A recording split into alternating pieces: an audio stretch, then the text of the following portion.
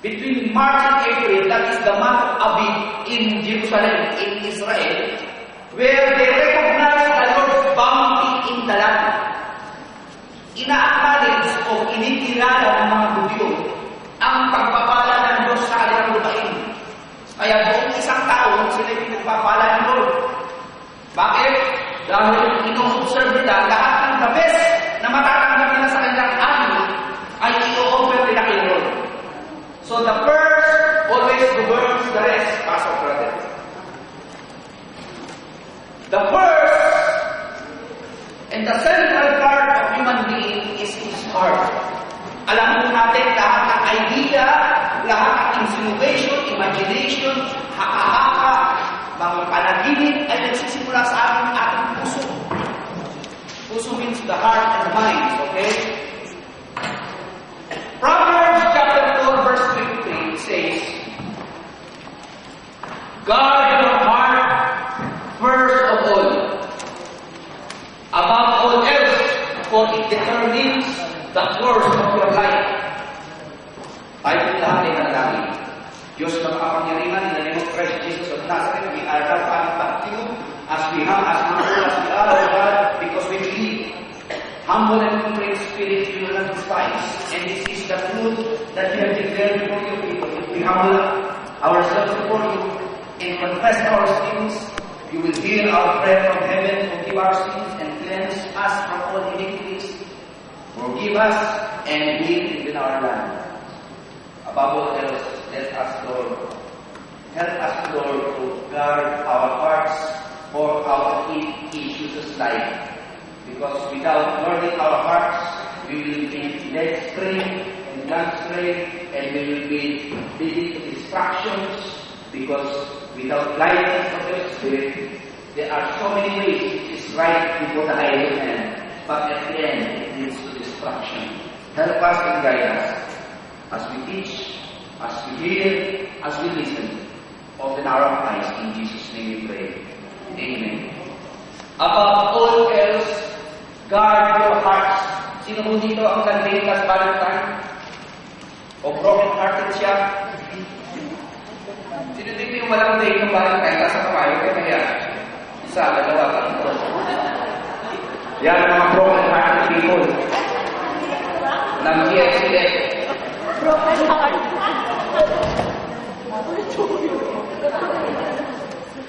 New Living Translation. NIV Translation. Above all else, guard your heart from everything to flows from it.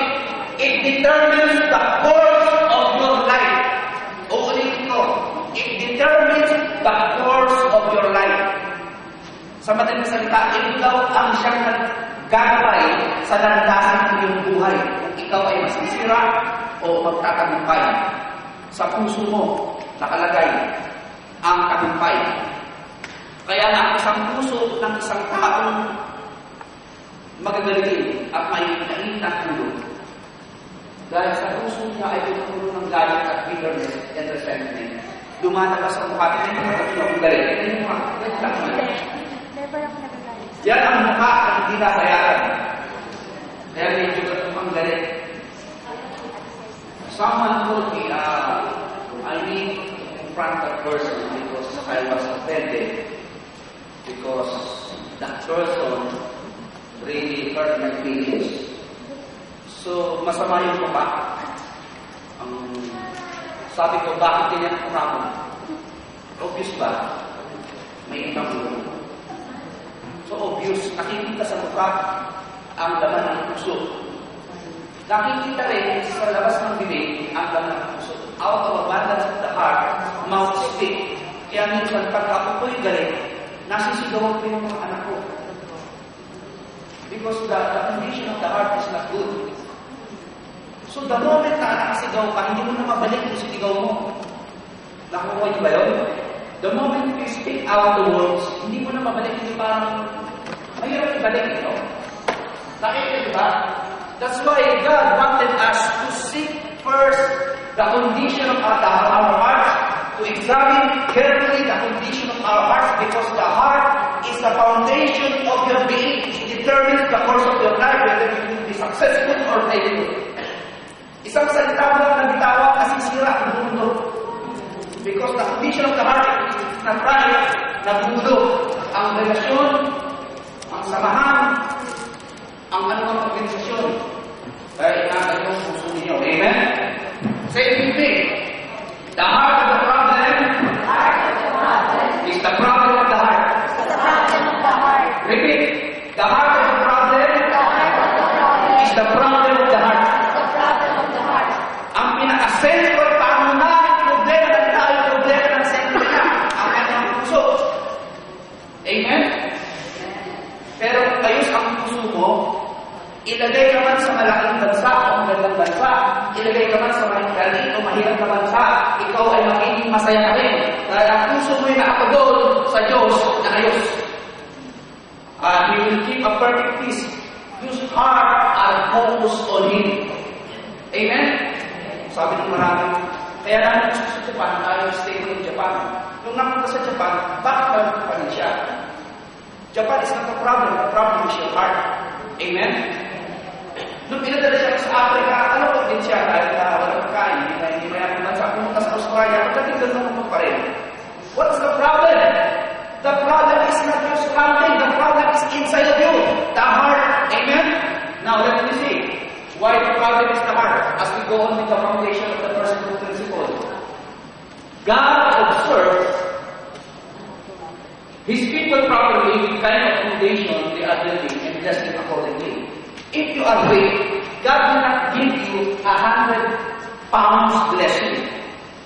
If your meat would only absorb 50 kilos. Hindi ka bibigyan ng malaking blessing kung mahina naman yung pundasyon mo dahil masisira ka na. Amen? Now, let me see Luke chapter 16 as we go on with our study. Read it with me kung nakikita niyo mula sa dulo. Whoever can be trusted with very little can also be trusted with much. And whoever is dishonest with very little will also be dishonest with much. Now, it was Jesus Christ talking here. Ang sino bang mapagkakatiwalaan sa maliit? Pagkakatiwalaan siya ng mas maliit. Okay, listen to this. Nung una dahil maliit ka pa at anina ka pa, binigyan ka ng Lord ng konting blessing. At ang sabi ng Lord, thank you Lord, pagkiyayamanin ko blessing na to, hindi ko wawalasin. Ibis na bumili ko ng Louis Vuitton, baka kasi magiging ako'y mag-invest. Naging tapat ka dun sa maliit na blessing sa inyo, Lord. Nung maliit ka pa, nung ka nagtuturo ng Bible study, kinukuha ka ni Pastor at natuto ka ng maliit na kaalaman sa Biblia, at nagtyaga ka ng din. And eventually, God is adding additional revelation knowledge from Spirit. So nakakapagturo ka ngayon, dati ang member mo, dalawa lang. Ngayon, dalawa na sila. In other words, you have been faithful to the little gift God has given you. Ini-improve mo, dinidevelop mo, pinapalago mo. Ang sinabi ng Lord, naging takap ka sa maliit, dadagdagan na kita. Dahan-dahan lang. Okay, dahan-dahan lang. Kaya the problem is, may mga tao, hindi sila tapat sa maliit na blessing na binigay sa kanila ni Lord. Kaya sabi ng Lord, hindi na kita dadagdagan hanggang dyan ka na lang. Tapos, ang tendency nitong tao ito ay mainit na ngayon kung sa mga pinagpapala. Kaya tingnan yung katabi niyo, baka mas mayaman kasi sa'yo. O mas maganda kaysa sa'yo. O mas matalino kaysa sa'yo. So there is no point of comparison. Each one has been given by God a faith according to his ability or receptions. Binigyan tayo ng kanya-kanyang pananalig, pananampalataya, kalooban, gift, karunungan, at kapangyarihan. Iba-iba lang na. Ang sinasabi ng Diyos, dapat maging tapat tayo. Listen, never in the scripture na sinabi ng Diyos, maging successful kayo. Pag meron kayo nakita niya, okay. Pero hindi nyo gusto nyo mangyari. He wanted us to become faithful. Sabi ni Jesus Christ, welcome and good and faithful servant. Never God told us to be successful, but He wanted us to be faithful. Kasi po, ang mga tapa ay nagtatagumpay. Faithful precedes success. Pag itakot ka sa maliit na business mo, nagtatagumpay ka. Yung maliit na business mo, pag yung business ninanakawan mo. Nakita ba kayo na yung tao sa yung business ninanakawan? Meron akong nilalakaw ganyan. Business niya, meron siyang budget kung sa kanyang allocated finance. Sineseparate niya yung personal budget niya sa kanyang business budget. Ang ginagawa niya, inuubos yung financial budget niya, kukuha pa siya sa business budget niya. Dahil may bisyo. Ano nangyayari sa business niya? Naubos na yung personal budget. Ano, wala pa yung kanyang business budget. Kaya dapat isa-separate nyo yung business budget sa personal budget nyo. At pag ginagagalawin, yung business budget nyo. At pagkasin nyo yung personal budget nyo, kunyari, bibili ka ng make-up. Pwede naman sa ababo, lang naman sa magsuya. Dahil medyo mas mahal. Kaya nga, something like that, you must be faithful with our little things. Ang sabi ni Lord, if you have not been trustworthy in handling worldly wealth, say it with me, worldly. Worldly wealth. Who will trust you with true riches? Ano po ang pagkakaiba ng true riches sa worldly wealth? Malaki. Pag sinabi ng worldly wealth, yung worldly wealth, yung mga kayamanan na natatamasa mo sa lupa, pera, sasakyan, bahay, ano pa, swimming pool, yung karir mo, kayamanan niya. Kung hindi ka pagkakatiwalaan ng Diyos niya, paano mo pa ibibigay sa iyo yung totoong yaman? What is true riches? Listen, true riches means shalom, blessedness, nothing missing, nothing broken. Kasi po, maraming tao, maraming pera, pero maraming kaaway. Mayaman ba yun, sister? Maraming pera, maraming makagalit. Mayaman ba yun? Maraming pera, meron siyang cancer. Mayaman ba yun, sis? Maraming siyang pera, maraming siyang takot sa puso. Wala siyang emotional stability, lagi siyang fearful and anxious. Is that wealthy? No. A wealthy person is wealthy in everything. Emotionally, spiritually, physically, relationally, and financially. That is shalom. Nothing missing, nothing broken. Kasi, meron kang physical health, emotionally unstable ka naman. Meron lang malabog mo, nanginginig ka, nakala mo, papanik ka na, meron kang schizophrenic ka. Okay? Meron lang mga tao, physically healthy, ang nakita ng katawan, makita lang sa ay! May mga ganun tao, napakahina. Okay? So, binabalance ng Diyos ang kabuuan ng ating pagpapala. Mentally, healthy ka. Kasi marami physically healthy, pero mentally abnormal. Nakakita kayo ng gano'n.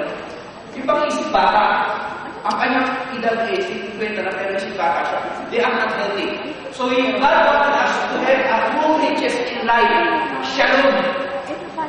The total blessedness of the entirety of your being. Kompleto ka. Nothing missing, nothing broken. And then, if you have been trustworthy with someone else's property, who will give you property of your own? Example, sister, tayo ka na madali. Tayo ka, example ka na. Example ka na. Magkano? Ako yun. Accessories. Di ba tayo so yun yan, sister. Hindi mo hiraw, whatever. Sabi ko na, so dito may tayo mo. Totoo ba yan? Opo. Pag-totoo ba yan? Hindi kasi engagement po namin ito.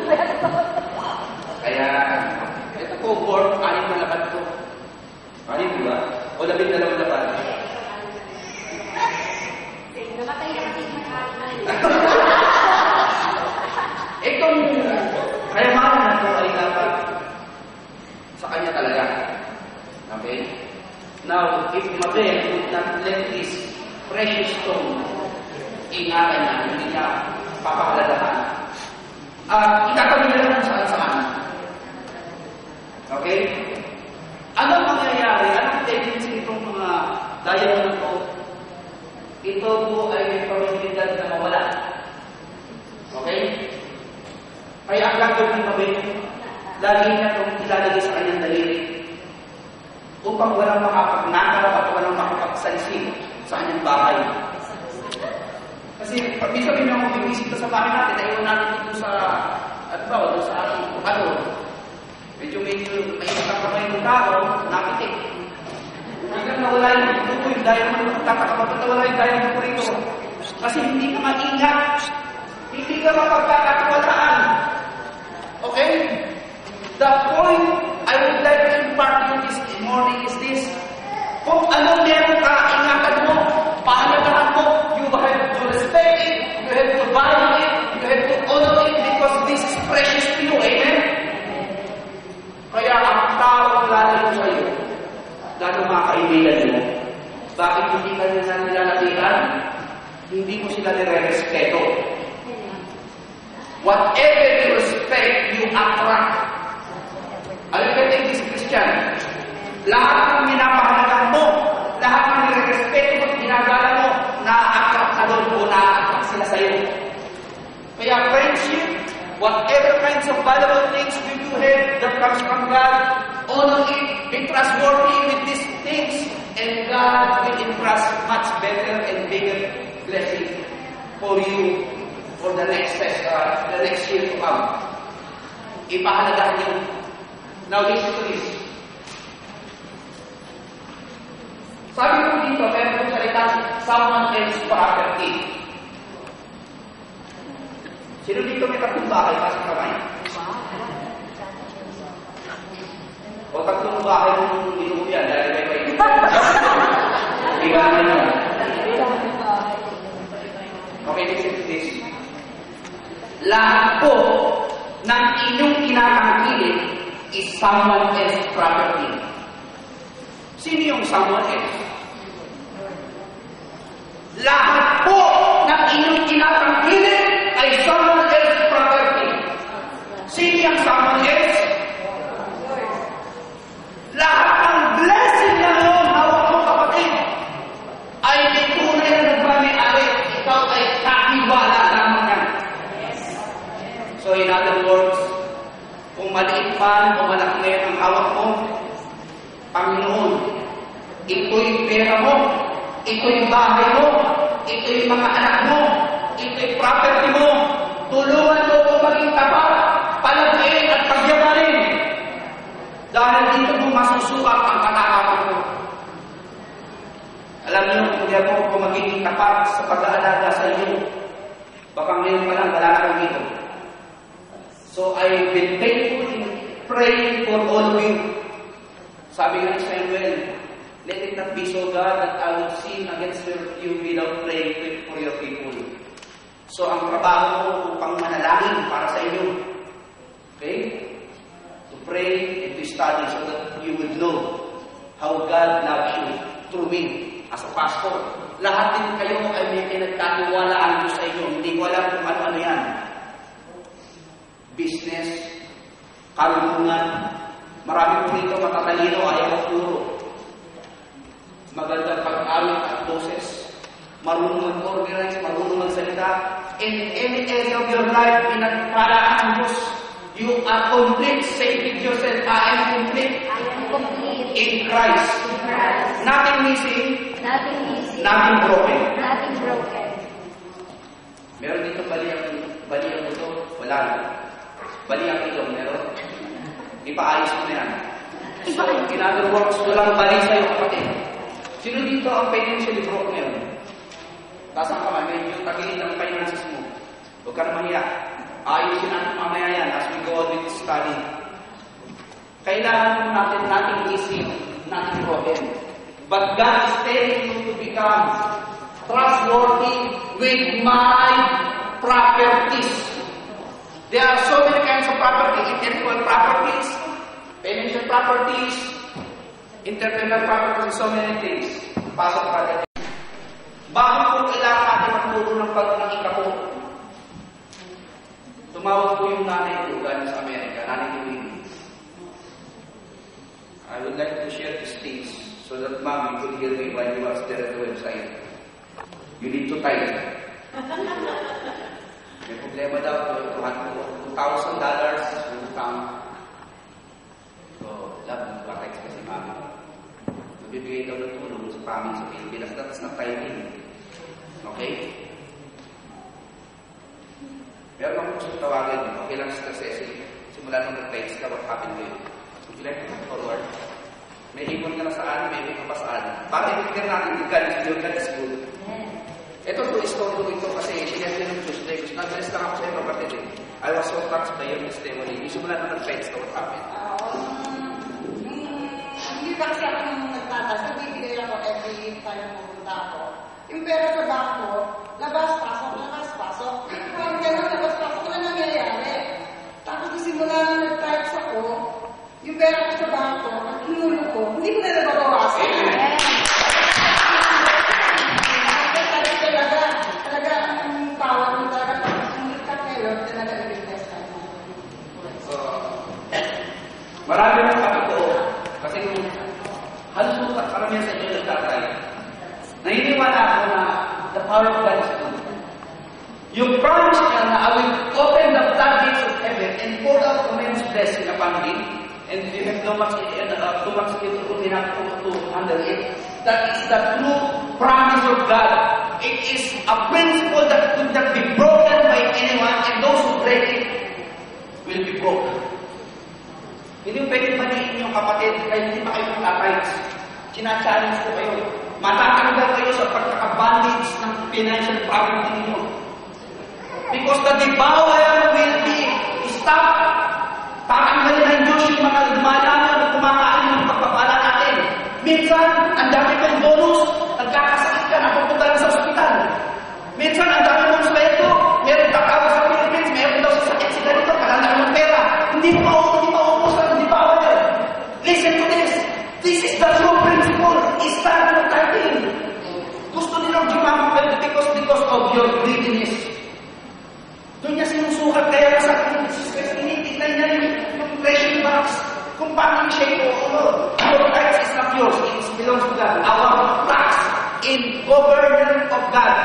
Kung nagbibigay tayo ng tax sa government of Japan, yung tax natin yung ating tax sa government ng kingdom because we belong to the kingdom of God. We are the king and we are being ruled by the king. The king who loves us, supporting us and always provide for our needs and saving us from all kinds of dangers. And the king is the one who sustains us. Binibigay lang natin yung ating dapat na ibigay sa kanyang gobyerno. Ang isang tao hindi nagbibigay ng tax sa Japanese government, hindi binibigyan ng permanent visa. Bakit? Sabi ng gobyerno, hindi ka submitted sa government namin. Kaya ang requirement tax. Ikaw din, ang Kristiyano, na hindi nagbibigay ng tithe sa Diyos, you are not submitting to the government of Jesus Christ. Paano kanya pagpapalain? Wala kang pribilegyo. Hindi kanya bibigyan ng permanency. Kaya yung blessing mo, hindi permanent. Okay? Kung gano'n yung blessing mo, hindi maintindihan. There is no constancy and permanency with your blessing because you are holding the tithe. Sabi ni P.D. Jakes, according to Malachi 3:10, those who do not give their tithes are robbers, according to the Bible. And you believe that God wanted to make business with you, and God will not partner with someone who a thief. Hindi makikipag-partner si Lord o gagawa ng business sa isang magnanakaw. Are you getting it? Kaya sabi ng Lord, malayo ang blessing sa iyo. Kahit anong gawin mo sa buhay. Ang bigat. So, tithing in personal are different. Yung personal po, ito po yung taong-taong ibinibigay ng mga Jews sa temple once a year to recognize the bounty given by God to the land. Para yung buong taon nila ay puno ng pagpapala. Because the first always reverse the rest. Kaya yung unang ani nila ay i-offer na kay Lord the best. Kaya sabi ng Lord, I receive your sacrifices and offerings, and now as I return my blessing unto you, you will be secure from this day forward till the end of this year. Blessing will come upon your household. So, yung 10% para kay Lord. First fruit is once a year na binibigay mo sa Panginoon.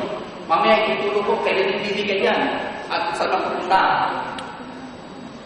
So, as we go on, brother, let's pasok tayo sa susunod. Ano po bang benefits pag mag-first fruit tayo? Excuse me, dahil second month of the year na ngayon, supposed to be this teaching is for the January vaccine. So, lalo na ang sa Diyos. Buliman ay hapulin. Mas importante ay siya gusto natin nag-offer, okay? Ano po bang benefits ng first fruit? Number 1. Sa ikitin. Overflowing. Overflowing. Overflowing. Overflowing. Say it to yourself. I will now receive the overflowing blessing. Proverbs chapter 3, verse 9 and 10. Honor the Lord with your wealth, with the first fruit of your crops. Then your barns will be filled to overflow. Your vats will brim over with new wine. Alam niyo yung barns, yung kamali? Dahil ang mga Israelitan na nun, wala pa naman sila ng magandang business nung panahon. Ay, on agriculture sila sa Karnataka. Yung kanilang kamali ay natutulog. Taon-taon, hindi na ubus ng supply. Gusto niyo ba ano, kapatid? Sino dito gusto ang supply? Hindi na ubus. Asa kamay? Amen, Lord. Iwin niyo kayo dito kami na iwin niyo. Lord, this is the hand that is about to receive the overflowing blessing from heaven. Okay. Normally, ang first fruits, yung kanilang mga sheep ay binibig nila sa Diyos pag pumapasok sila sa temple. Sinasabi ng Panginoon, ito po ang aming offering sa iyo, binabagay nila ganyan. Eh tayo, wala tayo natin yan. Kayo kami natin, binabagay natin. Which signifies that this hand is about to receive the tremendous blessing from my God. Kaya lift up your holy hands, sabi ng Bible. Now, receive this, I-order niyo si Lord sa mga first fruit ninyo. Dahil promise ko yan, hindi ko yung kuman. This is a promise. Once a promise is always a promise. Ang utos na ang pangako ng hari ay hindi. Ang pangako ng tao ay laging balik. Ang gusto ang nagsalita, pag ang Diyos ang nagsalita, hindi siya pwedeng matras. But the condition is this. Honor your Lord with your wealth, your first fruit of all your crops. Dahil wala na tayo mga crops dito, ang ating first fruit ngayon, yung ating financial gain, na natagpuan natin, katanggap natin sa ating mga sweldo. Okay mo ba yun? Kaya mag-text kayo, ibigay nyo na rin yung first fruit. Whatever cost sa puso nyo, alam nyo the best na ibigay mo kay Lord, yun ang ibigay mo sa akin mo, Lord, this is my first fruit to you. Sabi nga nyo sa pastor, first fruit yan kay Lord. Anong first fruit? Na simple lang. Galing sa puso, sabi ko, tatanggapin na Diyos na kapatid. Pinakain niya ako sa inner heart. Sabi ko, Lord, bless that person. I do believe, maliit man yun, pero galing sa puso, i-honor mo. Hindi sa palakang ito, whatever you have in your heart, kung alam mo the best na bibigay ng kayo, ibigay niyo sa kanya, Pastor Brother Joey. This principle is not only limited to your money. It includes your family, your time, your talent, and your gifts. Yung oras nyo, ibigay nyo kay Lord, yung the best. Huwag naman kayo babasa ng Bible, pero kainaan ko. Kasi hindi perfect yung perfect yung press na yung ibibigay nyo kay Lord, para mag-usap kayo, yung prayer tayo. Kung aawat ko kay Lord, at mag-special number dito, mag-practice ka ng 3 buwan. Kaya mag-special number eh. Tapos lalaki dito, pasensya na ko rin ako mag-practice. Ano special number ka pa? Kaya na, ibigay mo yung best mo kay Lord eh. Amen? Kaya tutugtog ka, mag-aawit ka, mag-organize ka ng Bible group, ibigay yung the best mo. It includes the first hour of the day, the first Sunday of every month, the first month of every year, the first of everything that sacrifice goes that follows. Lahat po. Kaya kapag nagtuturo ka, dapat the best. Pananalaan ka, the best. Tutugtog ka, the best. Huwag kang magbibigay kay Lord ng tira-tira dahil hindi niya inuunod. Ano notice nyo? Pag nagturo ka ng Bible study, nag-aaral, hindi ka nag-aral. Walang anointing. Eh, sasabihin mo, hindi, gusto, nag-pray naman ako eh. Kukuha ka ng exam, hindi ka nag-aral. Anong lalabas mo? Bagsak, hindi, nag-pray naman ako eh. Kasi hindi ko pinibigay yung best mo. Ano yung best? Hindi ino-honor ng Diyos ang mga taong lumalapit sa kanya. Hindi ko pinibigay ng best. Kaya ang sabi na kay Abraham, if you love me, Abraham, open your son, your firstborn son, your best son, Isaac. Yes, Lord, no question. This is yours.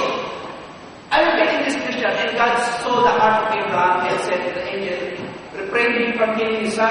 I can see his heart. He is the best man for me. And now he become the father of all faith, all many nations. Jesus Christ gave his best. Apostle Paul gave his best. And all the people, David gave his best. Alam ba sa King David, bago payaman siya, ano sabi niya? I will not offer anything unto my God unless it cost me nothing. And we are used to let the king pay him for the land. Doon sa last chapter of Book of Samuel. Sabi na rin niya, no kayo ba ang maaari? Sabi ni David, I will not offer anything unto my God unless it cost me nothing. Because the best God is I'm serving, I will give the best for him. Mga kapatid, sinasabi ko po sa inyo ito dahil gusto nyo ibigay na ang best niya for you this year. Now, I wanted you to give your best to God. Kung aating ka sa simbahan, agano na. Huwag kang kakit ng leg. Sabi mo, Lord, I want to be there, ahead of them, because I wanted to be the best for you. Hindi ba lang every time you come here, you offer your body as a living sacrifice to God? Romans chapter 12, verse 1 and 2. So if you are a living sacrifice to God, mas maaga yung pagpapalaan yung maaga yung malapit sa Kanya. Early bird catches the worms. Amen? Kaya nga yung mga nalilate, huwag kayong nalala. Magkakaroon tayo ng afternoon service. Kasi kawawa naman kayo. Lagi yung pag-itsuri kayo, pero pumakas sa umaga, sabi ko, Lord, God spoke to me. Sabi ko, Lord, kung magkakaroon ng afternoon service, bakit hindi mapuno? Ang sabi na sa akin ganito, hindi ko naman gusto punuin yan. Ang gusto ko lang, mamit ko yung needs nila. At pag namit ko yung needs nila, saan lang ako puno yan? Wow, magaling si Lord. Magaling ang Panginoon. Okay, don't question me pagkakaroon ng afternoon service. Probably, hindi tayo mapupuno. Sa umpisa lang yun. But if the moment we meet the needs of the people will come. Ano yung afternoon service? Okay. Bibipitin ko 30 kung kumaray. Ano na ginagawa sa hapon. So, bakit di ba ako kasi mga late sleeper sa Saturday night. So, by spring, magkaroon tayo ng afternoon service. Kaya yung mga gising sa umaga, gisingin yung mga kapit tayo sa hapon, isa amin nito. Yan ang assignment nyo, okay? Maging pasmodi kayo. Give your best to God and God will bless the church. Amen? Praise the Lord. Give everything to our God. And then, brothers and sisters, we have a lot to do on Sunday. Nakikita yung church na yan. That is a pre-picture I have in my mind. That one of this day, God will give us the kind of building. Okay? Pagpahan ng Panginoon. Everything comes in dream. But it is not your shopping day. Sunday is not your shopping day. It is Lord's day. Give your first book. It is not your family entertainment day. It is not your play day or your laundry day or house cleaning day. Kasi po, gawin nyo yan ng Saturday night. Pag-inis, paglalaba, hindi. Sampay nyo na kinabukasan, may araw-araw, ngayon, ilabas dahil ulan. Bahala sa Lord, magpatuyo nyo sa loob ng bahay ninyo. You will send the Holy Spirit to make it dry. Okay? It is a holy day, and you first put it to the Lord. Do this, and all your days will be holy in God's eyes. Kaya po, unang araw ng linggo ay Sunday. Sabi nila, Sunday.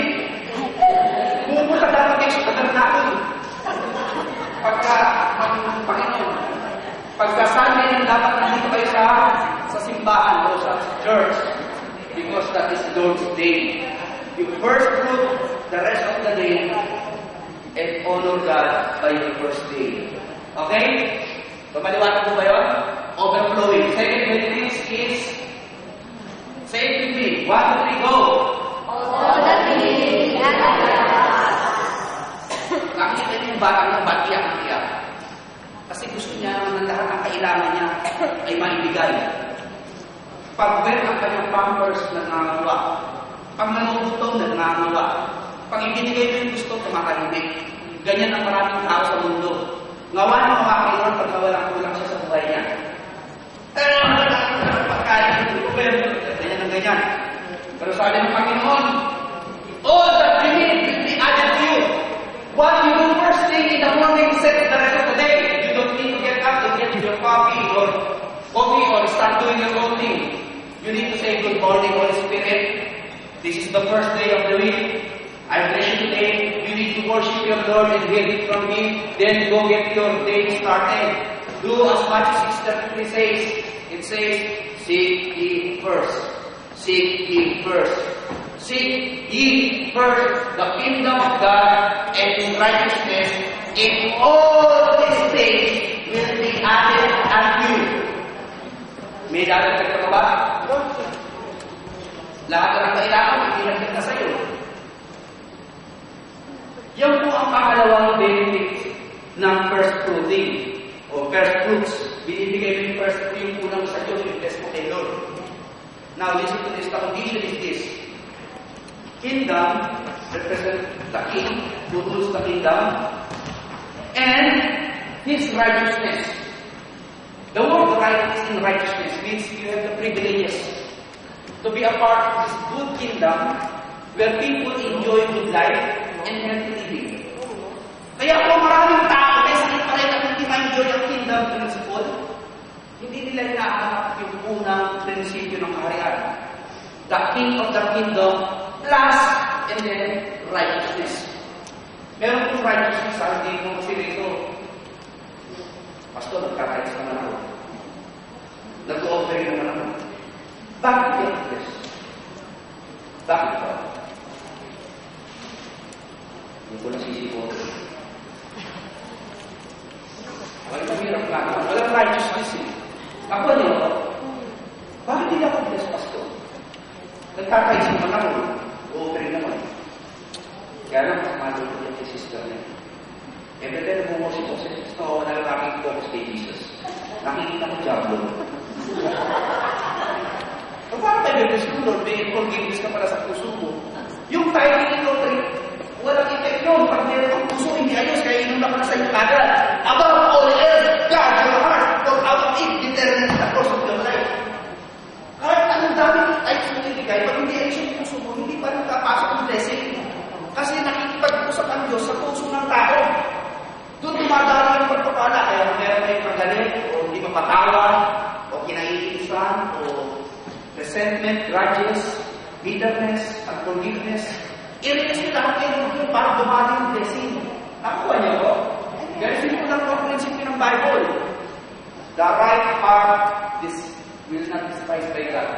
By God. Humble and contrite spirit. Yun po hindi dinidespise ng Diyos siya. Hindi niya tinatakil, hindi niya tinatanggihan. Pinagpapala niya. Lord, Pastor, nagkakais naman ako eh. Kaya lang, ganitong ginagawa ko sa tithes ko. Yung 5% doon sa Pilipinas, yung 5% dito. Ba ang prinsipyo? Total 10% din naman. O sige, kahit tayo sa Macdo. Yung 5% bayan natin sa Jollibee, 5% sa Macdo. Tignan natin hindi magaling sa Macdo. Pwede ba yun? Eh, di ba ang decision storehouse, di ba kumakain ang salita ng Diyos kung pang ikaw ay pagbalaan sa spiritual? So yung offering mo yun, kung magbibigay ka ng supporter mo sa ibang ministry. Kila Paolo, kila Benny, whatever, offering mo yun. Kasi kailangan po natin, that's why I'm teaching these things to you. We need to secure our own worship center. China-challenge ko kayo, one of this day, magbibigay ako ng mga songs sa inyo, may lamang pera. Blessing? Oo, blessing. Kaya nakasunod doon, I would like you to become trustworthy and faithful, multiply this. One of this day, gagawin natin para makapag-try. Kasi sabi ko, bibigyan kayo ng ng blessing, di ba? Payayamanin ko yun. Eh yung isa tinakot, tinakot sa lupa.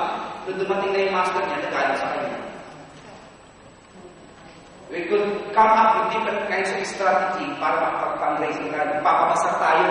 Yung mga iranimon mo sa bahay, bebenta natin ito. Oo, maganda yun. Okay, bago mag-bid, papapasar tayo.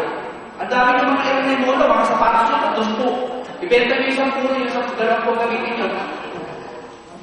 At least mga kawigyan, we can come up with different strategy. We must be trustworthy. As we seek first His kingdom. Lahat naman kung kailangan natin dinagdagan ng Diyos. Sino dito meron isang sapatos? Walang tatas sa kamay. Isa lang. O yan lang. Pero meron sa Pilipinas na tugpo. Anyway, wala pong lahat tayo, yes, amen? Dinagdag na lang lahat ng kailangan natin. Wala po lang sa atin. Kailangan po natin yung mag-isip kung paano tayo makakapag-come up ng ating mga pangailangan sa bahay. God has seen to it that as we seek first His kingdom and His righteousness, all that we need will be given to us. And by the way, brother, sabi dyan,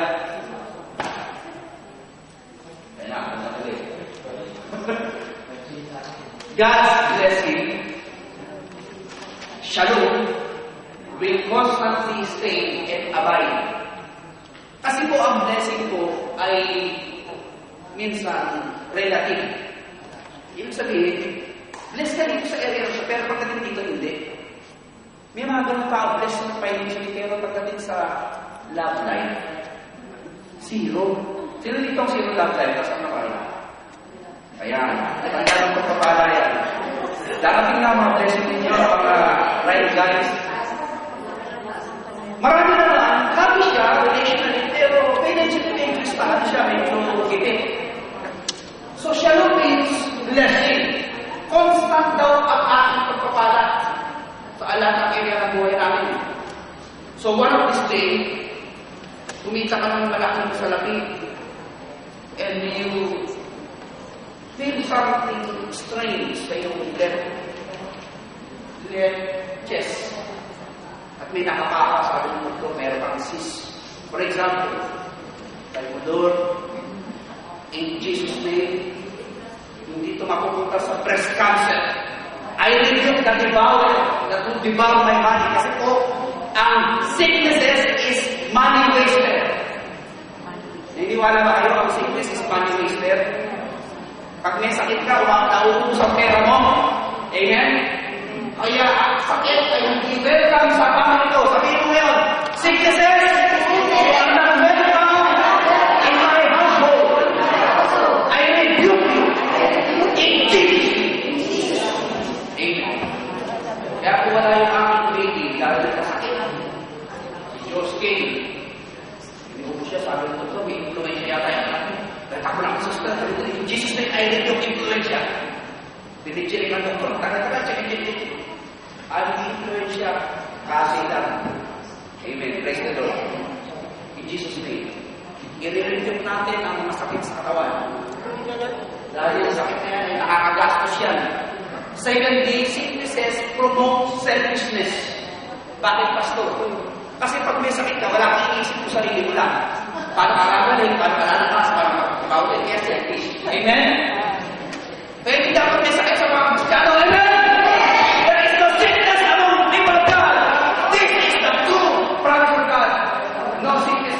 Come into your dwelling in Jesus' name. If the first rule principle is being followed, God will see to it that the blessing we will receive will remain in our household for the rest of the year. Life will never be an up and down, but we surely have it more abundantly. Kaya, August, kumita ka ng malaki. Pagdating ng October, titigil yung pera mo. Eh, medyo malabo yata yun, hindi yata blessing. Pagdating naman ng September, makautang ka na ng pagkawan. Pagdating ng December, nagka-interest ng 50%. Pagdating ng January, gusto na yun. Hindi blessing yung gano'n, hindi constant kasi hindi. Ang blessing mo ay constant dapat. Nothing missing, nothing broken. And then, but not the least, sabi dyan, brother, ang sabi dyan, ganito. Principle principle po itong tinuturo ko sa inyo na ino-observe ng mga Jews. And the first of all, the first fruit of all kinds, and every offering of all kinds, from all your offerings, shall belong to the priest. You shall also give to the priest the first of your dough, that a blessing may rest, remain, stay, dwell on your household. Mananatili daw ang blessing sa buhay mo, hindi lalawan, hindi lalayo, hindi malalagdag, hindi babagsak. Constant, puro blessing dumarating. Kung susundin po natin ang principle nito, tinuturo sa inyo. At sasabihin nyo, Pastor, truly, the Lord's goods, the Lord's principle is being applied in my family. Nakikita ko, umaangat talaga ang buhay namin. Gusto ng Lord, yumaman tayo at maging matagumpay upang sa Lord makatulong tayo sa iba. Okay? What is the meaning of prosperity? Prosperity is the, as I defined by one preacher, it says like this: having enough God's provision to do God's will. Having enough God's provision to do God's will. Hindi to do your will. Kasi pagka to do your will, lahat ng gusto mo bilhin, bibili mo na. Lahat ng gusto mo papatay, papatay mo na. Lahat ng gusto mo kainin, kakainin mo na. At nag-depression ka, matay ka kagad. To do God's will, what is God's will? To help, to support the ministry of the God Kingdom expansion, to lift up the poor. Ako kayo sabihin, kalooban na Diyos ang gano'n para meron ng marami. That is the meaning of prosperity. Ang pagpapala ay pagtanggap ng sapat-sapat na pagpapala mula sa Diyos upang magawa ang kanyang kalooban. Amen? Hindi kalooban mo. Kasi maraming tao gusto umaman para magawa yung gusto niya. Makapag-shopping na sa London, makapag-makabili ng mga bag dyan sa Hong Kong, makapag-bili ng mga barbecue dyan sa Paris. Hindi ganyan ang kalooban ng Diyos. Ang kalooban ng Diyos tumulong. Tingnan na mahihirap. Mag-extend ng tulong sa mga kailangan upang ang gospel niya ay maitulong sa mga walang-wala. At tutuwa ako sa aking Bible studies na sa akin sa isang sister yun, no? Pumunta siya sa Kainta. Yung mga nasunugan, nagbili siya ng mga groceries, pinagbibigay ng mga tao. What a blessing to see Christian doing a charitable work for the glory of our God, so that people would know truly your God is good because you are good to us, and giving us food, giving us medicine, giving us clothing. There is no other God like yours. We wanted to serve a God of yours. That is Jesus. Amen? Yung po ang aking goal. Prosperity is to have enough of God's provision to do God's will. Amen? Kaya kung kayo gusto niyo yumaman at maging masaya, isang bagay lang ang pwede ko share sa inyo. Mag-isip ka ng tatlong tao na tutulungan mo na mahirap, na pwede mong masabi sa Panginoon, hindi ako kaya natin itong mga tao ito, tutulungan ko. Tandaan, if you do that, those things, this thing, matatanggal yung self-pity, matatanggal yung awa niyo sa sarili niyo, matatanggal yung mga kadrabahan niyo sa buhay. At sasabihin ni Lord, that's what pala ako.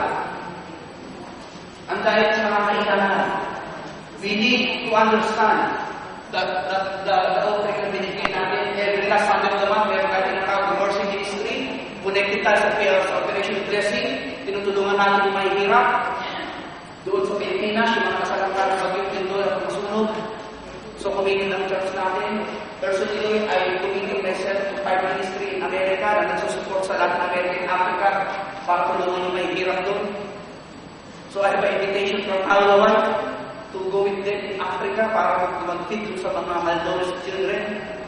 So, ito po yung ating principle. We are a serving and a sharing church. Amen? At alam ng Diyos, ang puso natin tutulong kaya tayo tutulungan. One man gives freely and yet needs even more. One man withholds unduly and comes to poverty. Proverbs 11:24. Kaya pinakailangan po dahil tayo giver. Amen? At yun po ang where does the first fruit go? So sabihin, sa mga pumunta yung aking first fruit offering. Baka naman kay Pastor yan. Actually, sa Old Testament time, the tithe is given to the storehouse to sa temple, the church, the place where our store of spiritual food is. The first fruit, however, is given directly to the priest. Na ganito, best fruit ko sa'yo. Okay? Hindi ko kukunin yun. Ang gagawin ko, i-offer ko yun sa Panginoon para sa ating church building. Para mapadali ko yung ating pagbili ng building natin. Gusto niyo ba ganito parang building natin? Gusto niyo ganito mas maganda pa rito? Nakaka-okay po siya ng square meter to. Wala pa yata 700. So we can secure 2,000 square meter para kakasya yung 2,000 people. Amen? So mamaya ito, project po natin. Magkano ng pera natin sa building fund? Wala ka na tayo sa isang taon na fund. Kalahati na lang, lalapad ka. Praise God, palakpakan natin si Lord. Hallelujah. 1,900 dapat na lang. Hindi mo imposible ito, kapatid. Magugulan kayo, baka December 2008, pero na tayo 2,000 dapat, makabili na tayo ng bansa sa building. Amen? Pasok brother, ang sabi niya. And bring the first fruit, bring to the house of the Lord, and to the priest that minister into the house. Pasok na eh. This is the share given to the priest. You have to give them the first fruit of your grain, new wine, and new oil, and first fruit from the shearing of your sheep. For the Lord your God has chosen them, and the descendants of the older tribes, and stand the picture of the Lord's names also in Deuteronomy 18, 3 and 5. Pasuk na eh. When you enter the land, I'm going to give you, Leviticus 23:10, you and your reap harvest, bring to the priest a sheaf of the first grain you harvest. So, doon po sa mga pare, sa mga priest, binibigyan nila yung kanilang first fruit. But in our context, because this is the church, dahil marami na akong pera, niklaim ko na yan. Sabi ng anak ko sa Jesse, di ba nag-direct ka? Oo, rin sa ko. O, bilhin mo ko lang, ay, ano ba? Kasi kiniklaim ko na yun eh. Pag di ba wala ko, yayaman ko yung lahat, amen? Wala tayo yayaman dito, wala magiging pobre dito sa church na kapatid. This is a giving church. This is a sharing church. I decree it and I believe it and settle it. Tayo ang magbibigay, hindi tayo tatanggap. Tayo ang magpapautang, hindi tayo ang magpapautang. We are the lender and we will never be about borrower. We will be the head and we will never be a tail. According to Deuteronomy 28, this is the blessing and promise of God.